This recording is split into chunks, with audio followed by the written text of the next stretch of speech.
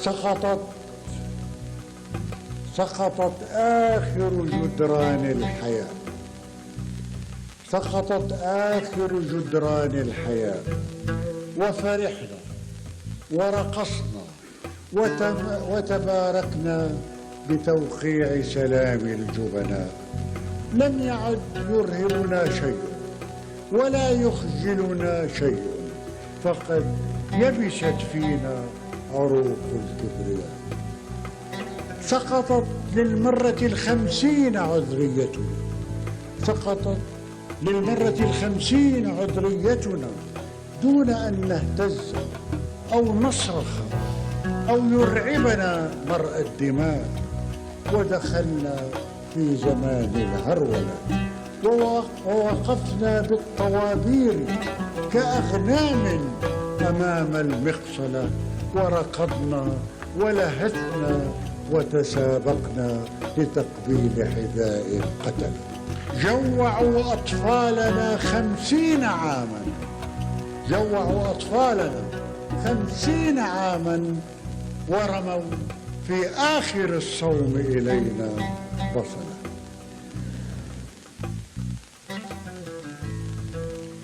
سقطت غرناطة للمرة 50 من أيدي العرب، سقط التاريخ من أيدي العرب، سقطت أعمدة الروح وأفخاذ القبيلة، سقطت كل مواويل البطولة، سقطت إشبيلية، سقطت أنطاكيا، سقطت حطين من غير قتال، سقطت عمورية، سقطت مريم في أيدي الميليشيات. فما من رجل ينقذ الرمز السماوي ولا ثم رجول. سقطت آخر محظياتنا في يد الروم، وعن ماذا ندافع؟ لم يعد في قصرنا جارية واحدة تصنع القهوة والجنس، وعن ماذا ندافع؟ لم يعد في يدنا أندلس واحدة نملكها. سرقوا الأبواب والحيطان والزوجات والأولاد والزيتون والزيت وأحجار الشوارع. سرقوا عيسى ابن مريم وهو ما زال رضيعا.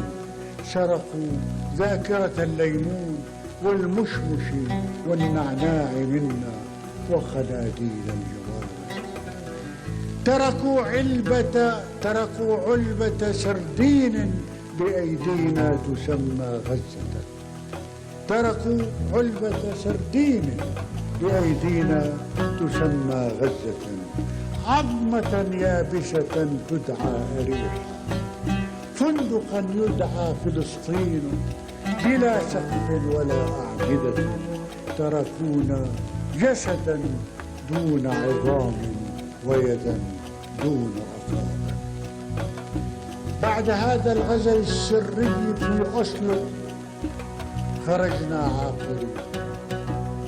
بعد هذا الغزل السري في أوسلو خرجنا عاقرين، وهبونا وطنا أصغر من حبة قمح، وطنا نبلعه من دون ماء كحبوب الأسبرين. لم يعد ثمة أطلال لكي نبكي عليها. كيف تبكي أمة سرقوا منها المدار؟ بعد 50 سنة نجلس الآن على الأرض الخراب، ما لنا مأوى كآلاف الكلاب. بعد 50 سنة ما وجدنا وطنا نسكنه إلا السراب. ليس صلحا ذلك الصلح الذي أدخل كالخنجر فينا، إنه فعل اغتصاب. ما تفيد الهرولة؟ ما تفيد الهرولة عندما يبقى ضمير الشعب حيا كفتيل القنبلة؟ لن تساوي كل توقيعات أسلو خردلة.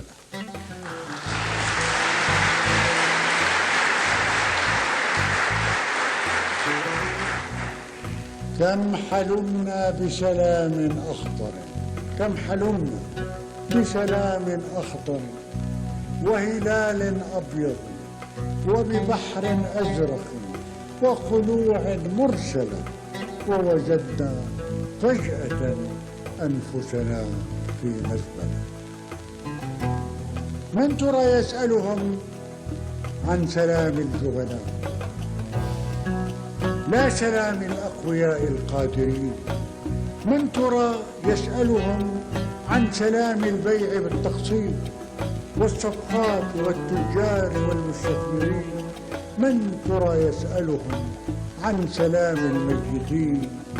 أسكتوا الشارع واغتالوا جميع الأسئلة وجميع السائلين. وتزوجنا بلا حب، وتزوجنا بلا حب من الأنثى التي ذات يوم أكلت أولادا.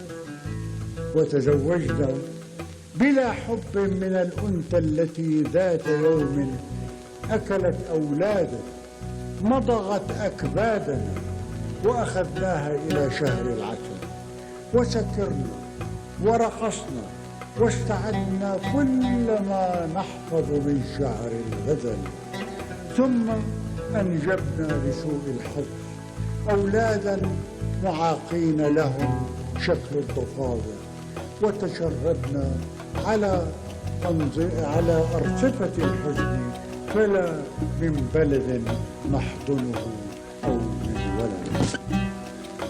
لم يكن في العرس